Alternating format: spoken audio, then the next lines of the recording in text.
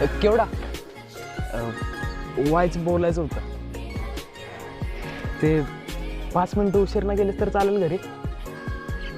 मी का आम्ही दोघी बी तूच. बर कशाला पाहिजे 5 मिनिट? केवढा मी जेव्हापासून ह्या शाळेत आलो का नाही तेव्हापासून माझी सायकल घ्यायची लय इच्छा होती आणि सायकल घेतल्यावर का नाही त्याच्यावर तुलाच पहिलं बसवायचं होतं बघ. पण मधुकराला क्याच बसून? अगं पोरगी पोरगी पहिल्यांदा तुलाच बसवायची होती.